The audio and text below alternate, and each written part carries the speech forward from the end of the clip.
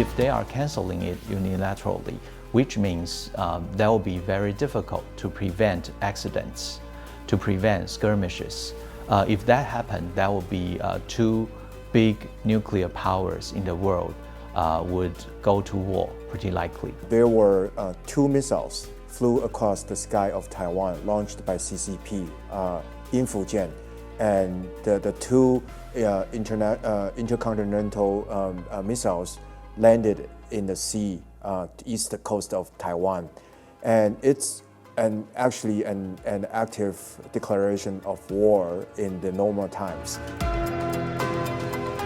Hello and welcome to TaiwanPlus. I'm Yin Khvat. Nancy Pelosi was in Taiwan for less than 20 hours, and yet her visit has triggered the first ballistic missile flown over Taiwan and dozens of ships and planes crossing the median line in the Taiwan Strait. Today we're also having a look at the US's Chipsact and seeing how it will impact Taiwan's semiconductor industry. In the studio, I'm joined by Yeh-chung, National Chengchi University Chair of the Department of Diplomacy, and Jason Xu, Senior Fellow at the Harvard Kennedy School and a former KMT legislator. Our political analyst Rath Wang also spoke earlier with Wenchi Yu, Fellow of Harvard Kennedy School and a former senior official at the US Department of State, on what Taiwan-U.S. cooperation could look like after the House Speaker's visit. Professor Liu, China has announced 8 specific measures against the US, including stopping the dialogue between high-level military officers. What are the implications of these? I think this is a very serious warning to the United States. From the Chinese perspective, we can see that in the past few days, even though they began to conduct military drills in the neighboring area to Taiwan, however, we can see that the international community seems to be siding with Taiwan rather than with Beijing. Beijing must feel certain kind of frustration on this. And then in the meantime, they didn't see any positive response from Washington. So they decide to unilaterally cut off the linkage through this military to military exchanges or dialogues. This can be worrisome in the sense that in the past few years, we all know that with the rising, the surge of the issue regarding the South China Sea, the United States and China actually developed over the years about how to communicate, how to avoid misunderstanding in that region. So that's why they had this kind of military to military dialogues. If they are canceling it unilaterally, which means that will be very difficult to prevent accidents, to prevent skirmishes. If that happened, that would be two big nuclear powers in the world would go to war, pretty likely. So I think this is not a very positive sign to regional stability in the Indo-Pacific. Jason Xu, in 1995-96, this was called the Third Taiwan Strait Crisis. Could we be looking at the Fourth Taiwan Strait Crisis? Definitely. Judging from the escalation of the situation, it's very, very worrisome. There were 2 missiles flew across the sky of Taiwan, launched by CCP, Yin Khvat, and the two intercontinental missiles landed in the sea, east coast of Taiwan. And it's actually an active declaration of war in the normal times. But now maybe the US and China still has some tactics, understanding our agreement that it's a way just for China to conduct the drills or vented anchor. But if the hotline between US and China military leaders stop or cease to exist, then it could be very difficult and very dangerous for either side. And also, I think Taiwan would be on the victim side of the things. So I'm very, very worried. Final question, Professor Liu, very briefly. So was Pelosi's trip worth it? I would say we need to take the consequences into account. For Taiwan's positive national image, yes, it is worth it. However, how to deal with the consequence? Would China going back to a cool-headed policy toward Taiwan? How strong the United States is going to support Taiwan politically, economically, and also militarily? This would all have an impact about Taiwan's future. The fallout from Nancy Pelosi's trip has now become regional, with missiles launched into Japan's exclusive economic zone. And a meeting between China's and Japan's foreign ministers in Cambodia was cancelled. Pelosi met with Japan's Prime Minister Fumio Kishida, and they agreed to work together to maintain peace in the Taiwan Strait, with Kishida calling for an immediate cancellation of the drills. Lu Zuran, this was in huge contrast to Pelosi's reception in South Korea. Could I get your thoughts on that? Yes, as we can see, when Speaker Pelosi finished her trip in Taiwan, she headed for South Korea. However, South Korea government seemed to be a little bit reluctant or gave a cold shoulder to Pelosi's visit. I understand she wasn't actually greeted at the airport by government officials. Right. And also President Yeh-chung of South Korea, he went on a vacation, not being able to meet Speaker Pelosi in person. Instead, they made a 40-minute phone call. For that, I think people were guessing what is in South Korea's mind on her trip. To me, I would say because for South Korea, historically, they try to strike a balance between the relationship with China and with the United States.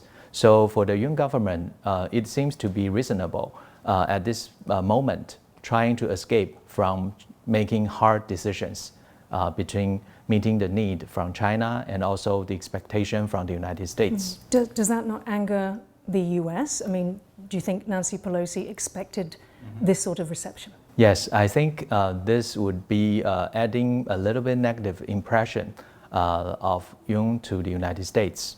For the United States, especially Speaker Pelosi, she would hope that Mr. Yun can meet her in person and to discuss sensitive issues, such as whether the South Korean government should be joining the Chip 4, the alliance between the United States, Japan, South Korea, and Taiwan, on securing the supply chain on chips. However, as we can see, South Korea seems to take their national interest in their own thinking, trying to hope that without antagonizing China, maybe in the future, South Korea can continue its business relationship with Beijing.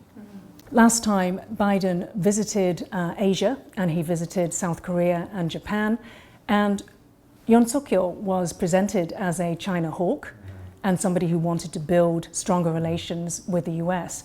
What are your thoughts on the way Nancy Pelosi has been received in South Korea? Well, obviously things have taken a drastic turn after Pelosi's visit to Taiwan.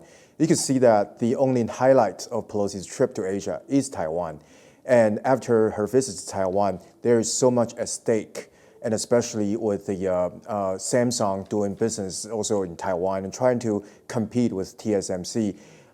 South Korean president has to be more watchful and mindful of Chinese reactions. And obviously, when Pelosi's plane landed in Taipei, and Chinese government must be sending signals and warnings to her next destination and the host of her next destination, which is South Korea. Be careful of the guests that you will be receiving, and we will be taking strong actions. So that's why South Korea is perceived as a little bit weak in front of mainland China. And I think everyone is sort of scrambling to deal with Pelosi's visits, the aftermath of that. Lu Zuran, Japan's largest trading partner is also China. So where are the differences between these two neighbors? Yes, I think for the Korean government, they need to take other factors into account. For example, North Korea issue. The nuclear weapon system advanced in North Korea actually constitutes a grave threat to South Korea. For Japan, maybe it is distant from this issue. So for Japan, it is more like they want to compete with China one way or another on security issues, economic issues, and also political issues. So for Japan... with respect, when you say distant, it's not that distant though, is it? I mean, their yes. their missiles have reached into the Sea of Japan. Right, right. But for the Japanese government, because they are forging a closer relationship with the United States on security alliance, so for the Japanese government, the most important thing is to continue this kind of close relationship with Washington rather than with Beijing. Yeah, so, and one other issue is about domestic politics, because President Yoon just assumed the office this year. So as a new hand in the Blue House, it is quite important for him to make and sending out a very stable signal to Beijing without antagonizing Beijing. Otherwise, he would face certain kind of political fiasco if South Korea is under North Korea's military threat again. Maybe I'll just add a bit of my observation on the Japan side. I think the Japanese government is trying to come to terms with Abe's legacy. And after Abe's assassination, the Prime Minister is trying to continue Abe's policy and Abe's legacy. And so he's trying to... As a China hawk, especially towards the end. Exactly, and trying to be an active participant of a regional stability peacekeeper, if you will. And I think Japan right now doesn't want to look too weak in front of China, and that's why you see Japan issue a strong statement and basically just keep missile outside of our home, outside of our territory. Do you think Japan would be disappointed with South Korea? I think Japan right now is a pivotal moment in their own politics. And I think the Prime Minister will consider changing the constitution to make Japan self-defense force to be even more active and more involved, engaged in the regional stability and peacekeeping. So we'll see what will unfold in the coming month. Yes. May I add one thing? Of course. Because Japan just got elected as the non-permanent member to the UN Security Council, beginning its term, 2-year term, January next year. So for that, Japan has certain kind of position to express. So under these circumstances, especially when China expressed very strong will in conducting military drills, there is no way for Japan to back down. There is a war of words between the US and China, with each side accusing the other of changing the status quo, escalating tensions around Taiwan. Antony Blinken, in the ASEAN conference in Cambodia, has said that they are against unilaterally changing the status quo. Let's take a look. The United States continues to have an abiding interest in peace and stability across the Taiwan Strait. We oppose any unilateral efforts to change the status quo, especially by force. We remain committed to our One China policy, guided by our commitments under the Taiwan Relations Act, the 3 communiques, and the 6 assurances. And I want to emphasize, nothing has changed about our position.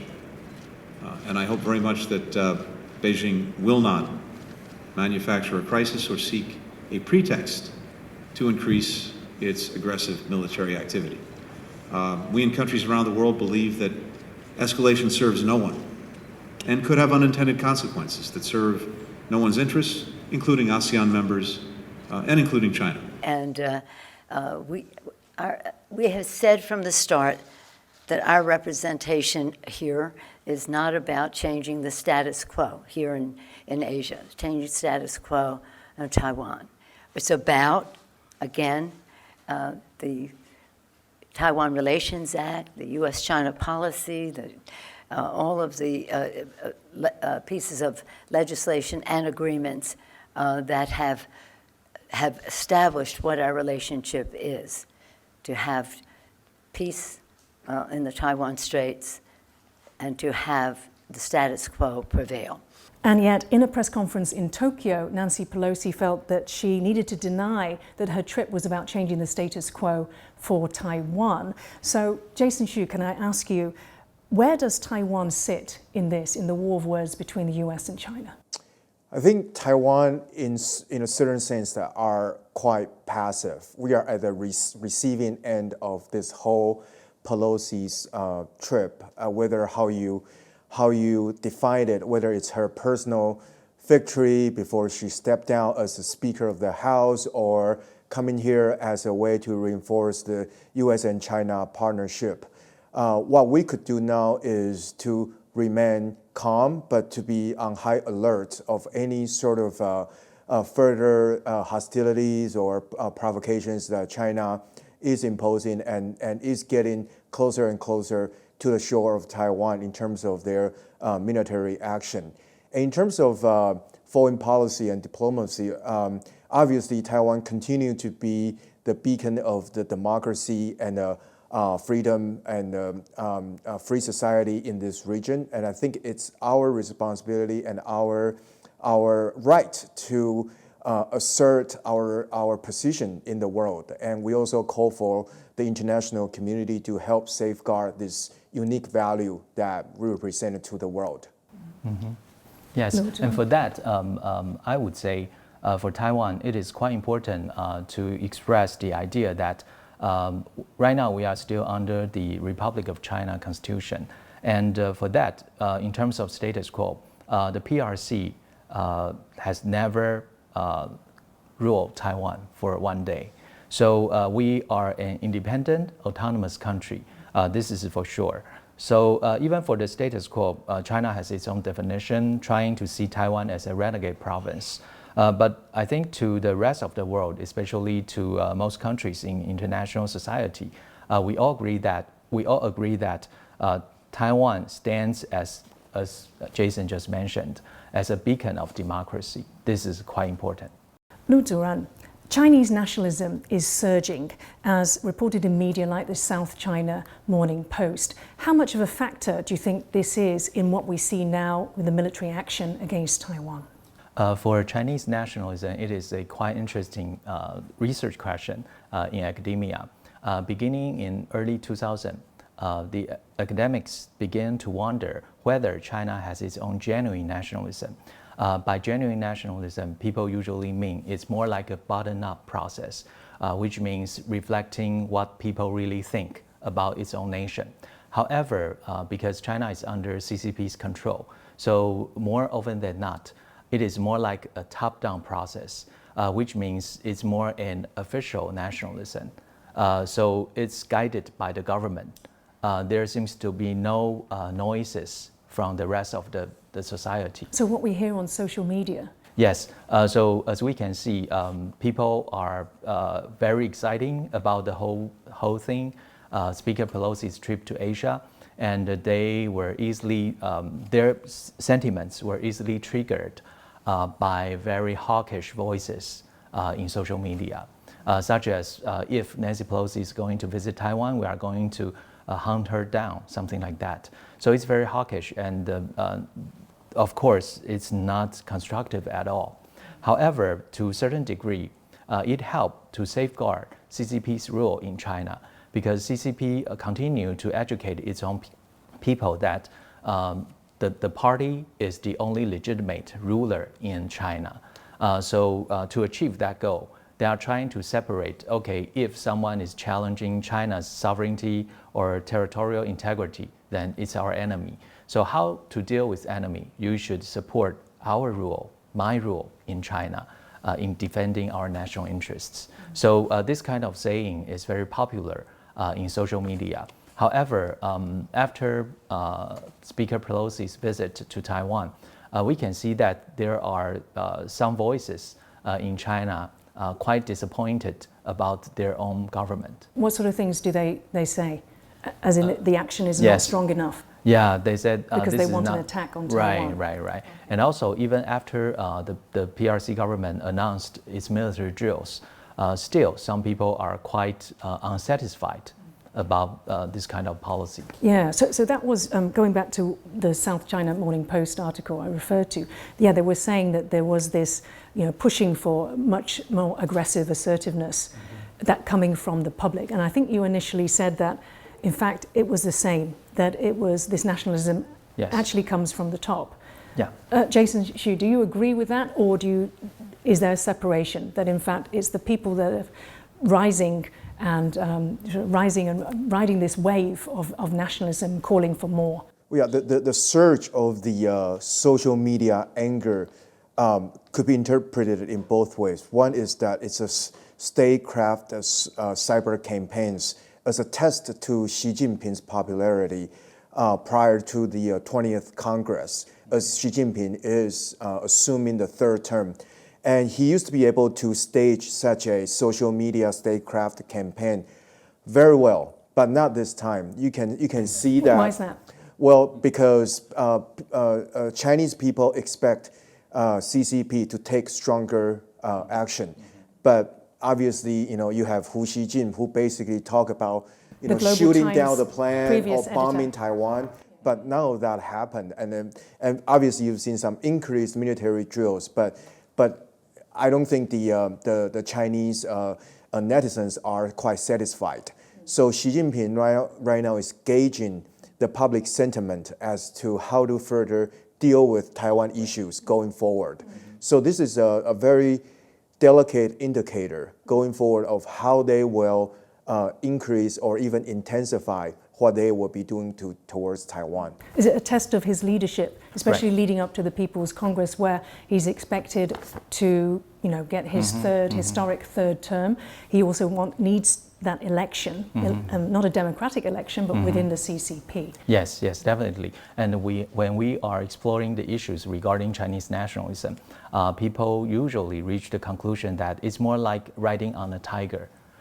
So sometimes you think that you can control the tiger, but sometimes you will be quite afraid that if you fell off, then the tiger will eat you. Yeah, so it's quite I would say to a certain degree, it's also a dilemma to the Chinese leadership. China's punitive measures against Taiwan, they've not just been military, they've been economic, and there have also been cyber attacks against Taiwanese government websites. Let's take the de facto blockade, which is from drills encircling the island. Does this offer any clues? Perhaps we'll start with this. Professor, can we contrast that with what happened in 1995 as a result of Newt Gingrich's visit, and he was also US House Speaker? Yes, for 1995 to 96 Taiwan crisis, we usually call it the Third Taiwan Strait Crisis. During that period of time, we all know that it is due to our president Li Denghui received invitation from his alma mater, so he paid a visit to the United States. So China began to react. I wouldn't say it's an overreaction, but at that period of time, for the Chinese leadership, they see it as a must to demonstrate their determination in securing their own territory. So during that period of time, they actually had military drills in 3 areas. However, if we take the median line across the Taiwan Strait as an example. I believe we actually have a map of this. For that 3 areas, 3 circled areas for military drills, they almost located on the west part to the median line. However, this time, we see that the 6 areas circled actually on the right-hand side, it's east to the median line. So it's actually put a lot of pressure to Taiwan if we are making a comparison between these 2 military drills. Jason, can I ask you, so does this time's de facto blockade, does it offer any clues to how Taiwan would cope in the real scenario? Well, obviously, the level and intensity of the hostile measures are much stronger compared to the 1996, the Taiwan Strait missile crisis. However, we also see that our military is also on high alert. But one thing that we have to be careful is that how long will this go on? If this happen within a matter of 3 to 4 days, as they have announced, you could interpret it as a way China venting its anger and frustration and just let them vent. But then if this become a normalized drill and exercise, even firing live ammunitions going forward, and then this could be the median line, as the professor mentioned, is practically non-existent. They could just get in closer and closer to the shore of Taiwan. And another situation is that how far can we tolerate this before we respond? I mean, the Ministry of Defense in Taiwan, if China decided to captivate the fishing boats or using some sort of excuse to do something about, the commercial or fishing boats sailing across the Taiwan Strait, would our Coast Guard respond to it? Will we, go to rescue? And how would U.S. cope with this too? I think we are now seeing quite a bit of stalemate here. If China continues these drills, this would escalate it to another tense situation. Right now, things are happening, but if it's go on beyond 4 days, I think we are in real danger. Yeah, because there are some saying that this is simply practice for the CCP, but then there are others that are saying, in fact, it could lead to more. Yeah, because yes, in the past decade, actually, people are watching whether the PLA has developed the strategy, the so-called A2AD, the anti-access and aerial denial, this kind of strategy, trying to stop any rescue if something happens to the Taiwan Strait, those kind of rescue from Japan or from the United States. So this time, I think Chinese, they are taking this chance to try to materialize this strategy and flexing its muscle to the world, saying that, okay, here I am, I'm going to do this kind of strategy. Do you dare to do anything against my policy? Something like that. So far, the Taiwanese government has even come out with statistics of how many days of coal and petroleum and natural gas we have left. What do you think they are doing? I mean, China is practicing with its drills in the 6 areas. Mm-hmm. It has a nuclear submarine and possible aircraft carriers coming to the area. What is Taiwan doing in terms of its response? Is it simply monitoring? Well, I think as I mentioned that we have to monitor how long this will continue. That's number one thing. And secondly, if it goes on, I think we need to call for help. That's for sure. And I think we need to understand that if Xi Jinping and Biden, they reach a deal, and the deal is about letting China sort of do their own venting and then letting out the anger, and has China gone too far? Mm-hmm. And we have to ask that how far can we bear the consequences? And I think it's a time that we wake up to the fact that the aftermath, the consequences that we have to face. After all this glory of the Pelosi's visits, I think it's pretty clear that what is Taiwan left to gain, and what is the people of Taiwan have to cope with. And also, let's not forget that there are 2 million Taiwanese people doing business and living in China. And we've heard stories about Taiwanese businessmen are now worried that their business will be undermined and will be used as a scapegoat by mainland China. And will our government have the channel to negotiate, any sort of resolution from this?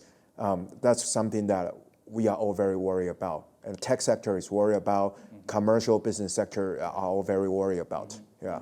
Yes, I totally agree with that, especially in the past, especially under Hu Jintao, the former president of PRC. He actually adopted 2 ways dealing with Taiwan, sweeten the deal and also harden the stick. But after Pelosi's visit, I'm afraid that maybe in the future, we would see more harden the stick ways dealing with Taiwan, but less sweeten the deal part. So this would constitute a big challenge to the Taiwanese government as well. Yeah, one more thing on the U.S. and China relationships. I think this after Pelosi's visit, this is a big erosion to the already fragile and weak U.S. and China trust. And you could say that it's back to almost zero right now. And since Biden took office, Xi Jinping and Biden have been talking for 3 or 4 times. And I think that... And most recently just... prior to the Pelosi's visit. Yeah. So any goodwill from there, you think, has been destroyed? Has been completely destroyed. I think this is a pivotal moment of the U.S.-China relations. And this could even escalate it to a collision course. Right. If there was a mistake on either side, the potential for mistake is very high. Do you think that, taking on another angle, do you think this could actually backfire for China in perhaps showing the world its overly aggressive bullying behavior towards Taiwan? Yes, I think this is totally bad for China's national image around the world, especially the Chinese government, the Foreign Ministry of Foreign Affairs. They just announced they are going to conduct certain kind of sanction against Speaker Pelosi herself. So I think this is a big moving backward for U.S.-China relations. And this is quite unique because this is, of course, this is not the first time the Chinese government did this kind of sanction against politicians or statesmen from a given country. They did so to the Trump administration toward the end of its days in the office. But this is unique because Speaker Pelosi, right now, she is still the Speaker of the United States, the House of Representatives. So this is the current senior official in the United States. So I would say this means a lot to the deterioration of the U.S.-China relations.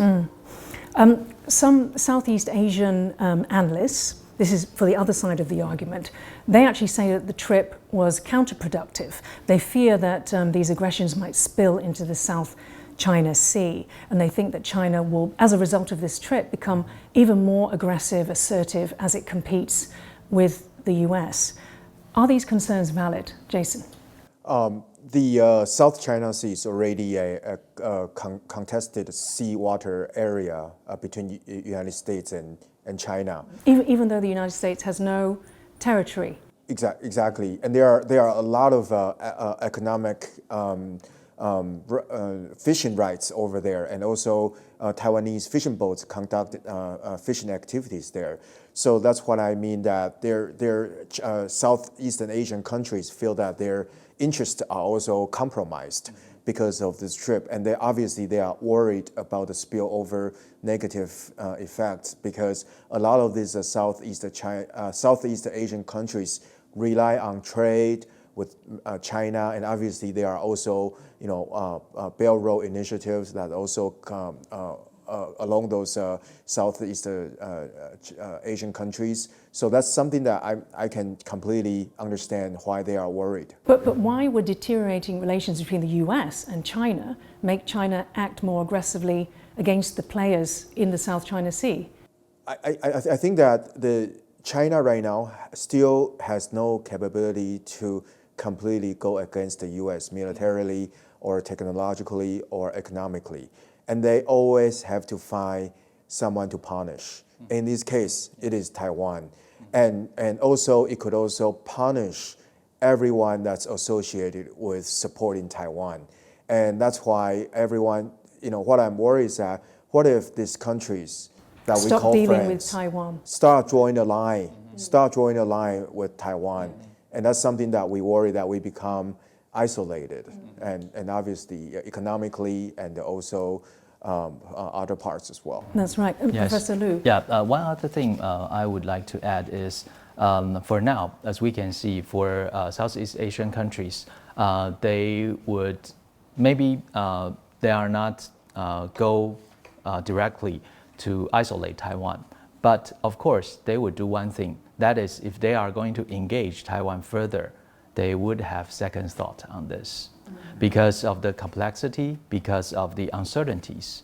As we can see, if China says that, okay, anyone wants to make official friend with Taiwan, I'm going to conduct military drills around Taiwan, then this would cut off geographically the supply chain, sea lanes, everything vital to Taiwan's interest and to neighboring countries. So everybody would have to ponder to what extent I should engage Taiwan and in what ways. So this might put certain kind of limitations to further Taiwan and that given country's bilateral relationship. So one of the disadvantages of the trip is that China's message that it's risky to deal with Taiwan Yes. is something that they seem to accept.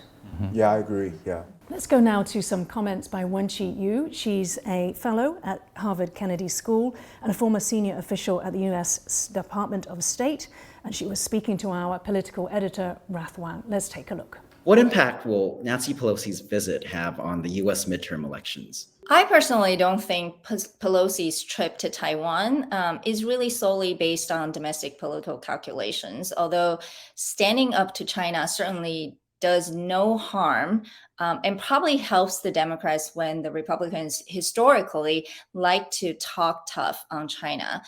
The most important reason for Pelosi's trip, as she stated in her Washington Post op-ed, is that the world is facing the choice of autocracy and democracy. And Taiwan, as a beacon of democracy, is under increasing threat from China. So her visit is to show America's commitment under the Taiwan Relations Act, and it does not violate the long-held One China policy.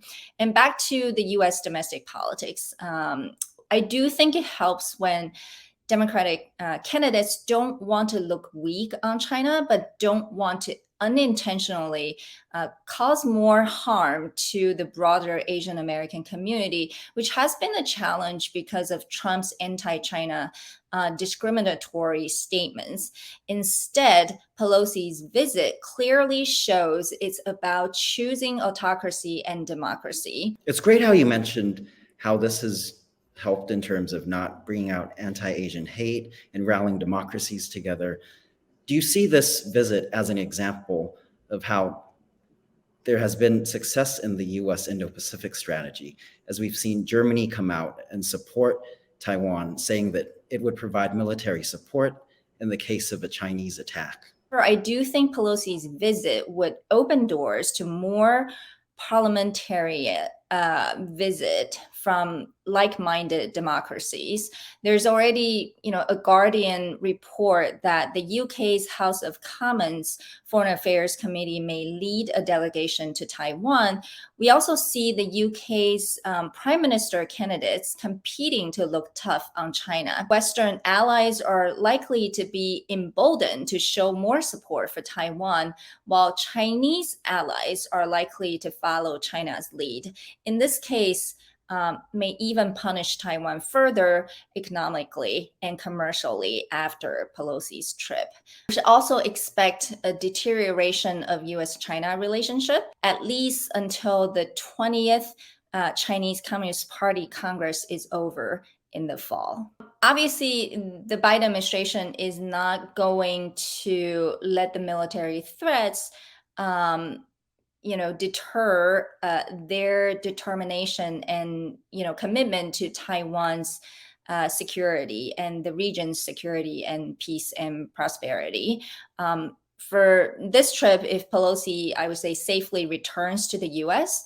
without China causing a cross-strait crisis, she would likely return to D.C. with bipartisan praises for her trip to Taiwan.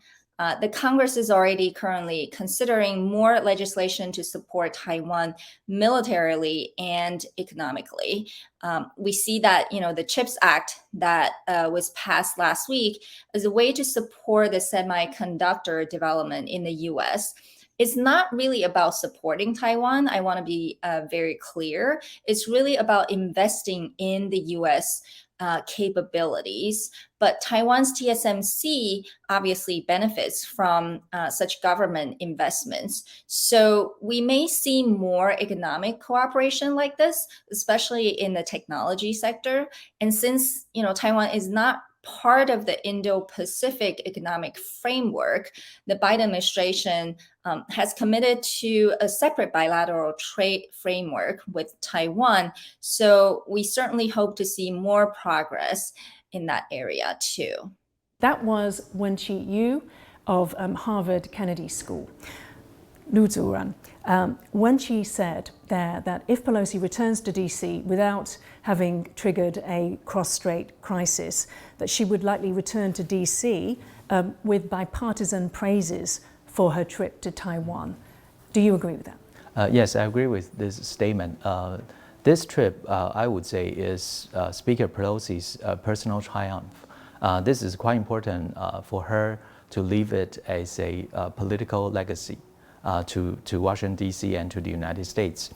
As we can see, in the past few days, actually her trip enjoyed support from cross-partisan. Yeah. Like the Republicans in the Senate, they also support her trip to Taiwan. And also Gingrich, he expressed that it is... Gingrich himself? Yes, yes. He said that he actually applauded this trip to Taiwan. So I think this is quite important. And also, all politics is local. For Speaker Pelosi, actually, she's running for re-election in this year. So how that would turn out, I would say she would enjoy a great popularity in her district and to be re-elected. So based on what we've seen so far, Jason, what are the chances of her returning triumphant to DC? I mean, in terms of, we don't have a crisis at the moment, but we are very close to the highest tensions, in 40 years. Well, I think that obviously most average Americans don't understand the nuances and also the complexity of the regional politics concerning Taiwan and U.S. and China. And she could very well go back and then parade the U.S. and claiming the victory on her own. But I think this could be quite dangerous going forward because Biden is now caught in between a rock and a hard place. I think he would face a very difficult hardship dealing with Xi going forward, especially after Xi assumed the third term. He could become even more stronger. He could become even more assertive about the Taiwan issue. And how would Biden or his administration clean up the mess left by Pelosi's visit? I think it's very, very difficult to predict. I think that's number one. And secondly, I feel that part of the reason why Biden decided to let Pelosi go, at least he didn't issue a strong objection against her trip, is because he wants to project an image of standing up to China in front of his Republican opponents, especially coming off the midterm election. And obviously, would that rescue the already kind of declining of the Democrats' chances of maintaining the majority of the House? That's the question to be asked. So you could say that Pelosi definitely scored on her own, but is she scored for her party or for the regional peace? I think that's doubtful. Mm-hmm. Professor Liu, there's some in Taiwan that's saying that there has been something called a carrot and stick approach, that in fact President Biden always backed the trip. It's just that publicly he had to say that he didn't. Could you explain this to our audience, this carrot and stick approach? Yeah, for the United States, especially under the Biden administration, we can see that even for Secretary of State Antony Blinken, he mentioned a couple of times that for U.S.-China relations, they are going to compete when necessary. They are going to cooperate when possible. So this is the main idea behind Biden's thinking about China. However, for the general public in the United States, as Jason just mentioned, maybe they are not so familiar with this kind of complexity in international relations. Their thinking is rather straightforward. Right now they are thinking China stealed our jobs. China actually put a lot of threat to Taiwan, to neighboring countries, something like that. So they are picturing China as an evil empire. So this would create challenges to Biden administration if Biden continues to pursue this kind of carrot and stick policy toward China. So in other words, it would be easier for the Biden administration to put emphasis on the stick part of the policy rather than the carrot part of the policy. Let's turn now to the US's CHIPS Act. It's about building up production on American soil in America with $52 billion in government grants. Let's take a look. Package includes more than $50 billion to bolster America's manufacturing of semiconductors, seizing the pivotal opportunity to restore our status as world leader in chips. Make it in America, as Mr. Hoyer would say. Doing so is an economic imperative, creating, again, nearly 100,000 good-paying union jobs and lowering costs for American consumers while producing a crucial component of nearly every major technology we enjoy. This measure has a support of pillars from the previous administration on national security and economic matters. Mike Pompeo, former Secretary of State, supports it.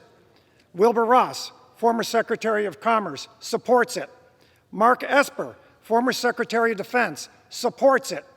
Robert Lighthizer, former U.S. Trade Representative, supports it. And Robert O'Brien, former National Security Advisor, supports it. That is impactful to me, and it should be impactful to all Americans. All of these former administration officials recognize the inherent danger of ceding ground on technological development to the malign Chinese Communist Party. Jason, why was it critical for the US to create this bill? Well, obviously, semiconductor is the crown jewel of the US and China tech competition. And it, today's advanced chips are everything that's embedded in a modern-day communication devices and used in medical device, in the weapons, in so many other things. So United States must control or secure the production and ensuring the manufacturing can be produced in the United States. So that's why the CHIPS Act is created. So it is seen as the first step to pave the incentives to bring back the chip manufacturing to the U.S. soil. Has it got military implications too? Absolutely. Today's military warfare is so much about precision, so much about digital, and it is computed with the artificial intelligence.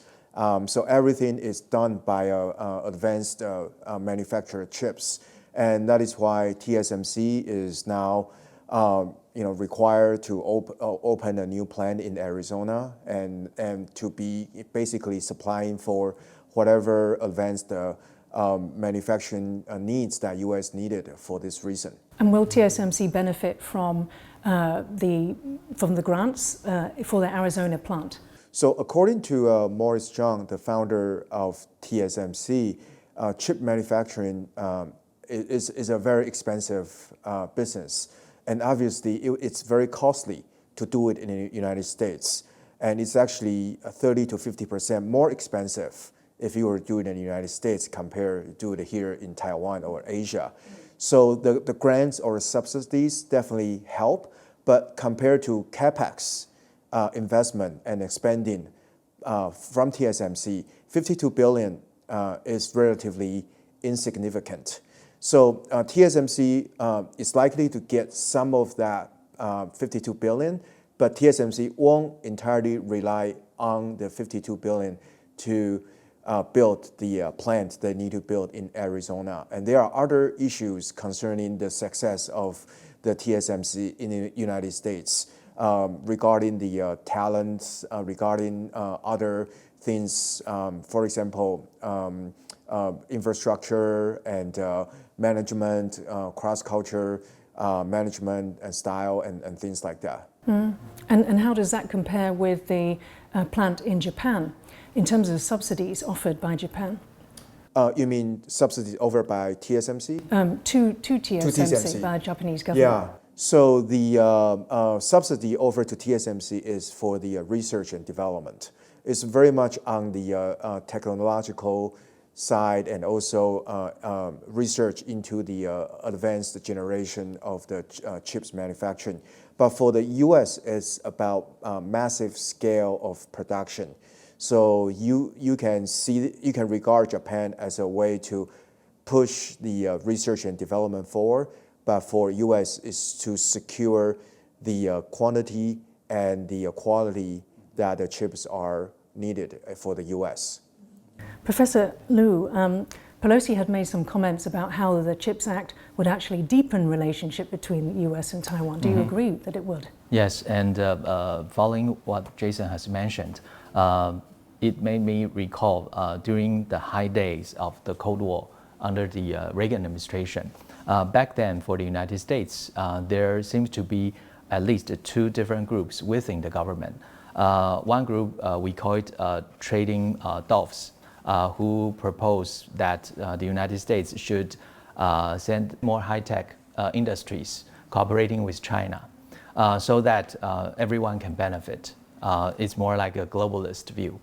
For the hawks, they said this is a big no because we know that China is still under the Communist Party's control. So it is nothing good to the United States and to the world.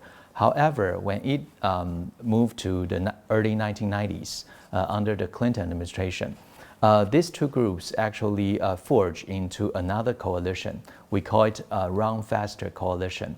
Basically, they are proponents for globalization. They say that there can be a division of labor between China and the United States. Everybody can work together. So as long as we can control the advanced technology, using China as the end for manufacturing, then we can win at the end of the day. Now, I would say it is more like going all the way back to the 1980s. For the United States, they are trying to adopt this delinkage strategy vis-a-vis China, trying to cut off any kind of trading relationship across the Pacific. And in the meantime, for the United States, especially Taiwan play a very significant role in semiconductor industry. So they are trying to coalesce Taiwan, coping with the rising China. For that, it will be easier from the U.S. perspective to maintain its niche vis-a-vis China. Jason? Yeah, what I worry is that obviously chips are now weaponized. And semiconductor is viewed through the lens of national security. And let's not forget that TSMC still have two plants in mainland China, one in Nanjing and one in Shanghai. And they produce... Could I ask you, just to clarify, what nanometer size these chips are? So in Taiwan, we have the most advanced. Yeah, so right in Taiwan, the main production is the 5 nanometer. And then we are building two other fabs on the 3, and then we are working on the 2 nanometers in the lab. And for the China is 16 nanometers and above. So these are so-called legacy chips. Yeah, those are sort of mid to low-end chips that are not used for in what sort of things? In consumer electronics, actually in automobiles, and that's why. China now actually has the ability to put a choke on global automobile supply chain because now they are able to produce in the 28 to 44 nanometer chips that are largely used in automobile industry. So TSMC is also in a very thorny situation. Obviously, U.S. wants a piece of it, but how will TSMC navigate through the geopolitical risks? I think it is a key. And you've seen Mark Liu, the chairman of TSMC, his interview in CNN, he basically says, don't criticize us just because we are close to China. And we will make sure that we can still supply the chips that U.S. needed. And so don't divide us because of your political competition. And I think it's for everyone's benefit because if TSMC is destroyed or is damaged, it will impact the entire world. Basically, the entire world will stop functioning to a very, very severe extent. Yeah, but he seemed to have some confidence because China itself will be damaged if there was an attack on Taiwan. Yeah. In that interview, I seem to remember. Jason, will the act hinder the development of Taiwan's semiconductor industry? Well, it won't because TSMC's manufacturing technology is so far advanced. compared to the competitors, including How many Samsung years in advance? and Intel. At least 3 to 5 years, and that we're doesn't talking seem like about. much. No, we're talking about 2 generations in advance, and in chips, 1 generation means just a whole new massive investment. We're talking about 1 fab, $12 billion investment, and that's like a fourth of the Chips Act, right? And TSMC is investing that much money on its own already, so it won't hinder TSMC, but it won't bring the overnight success to the U.S. as well. And I think Intel has the ambition to sort of reassert its position in chip manufacturing, but I think it would be a long way to go because business model is different. TSMC is pure foundry, and it works with clients, and it constantly investing in its technology and innovation. But Intel is a vertical integration, so-called IDM, so they have a lot to worry about. And so it's not so easy for U.S. to bring back chip manufacturing overnight. And that's just one more thing. The industrial policy such as chipsact is not entirely welcomed by the U.S. Politicians. A lot of, actually, you've seen a lot of Republican senators and congressmen are against it. So I could see this as a one-time deal. I thought it had bipartisan support. It does have bipartisan support, but it's not an overwhelming support. And if you look at a chip manufacturing investment, China is investing $180 billion compared to $52 billion, and TSMC alone is investing over $120 billion. So $52 billion is okay, but it's not going to be a cure-all kind of a remedy for that matter. Okay, we'll have to end it there. I'll thank you to my guests, Yeh-chung and also Jason Hsu. Thank you very much. For more Point shows, please download the TaiwanPlus app. Stay safe and see you next time.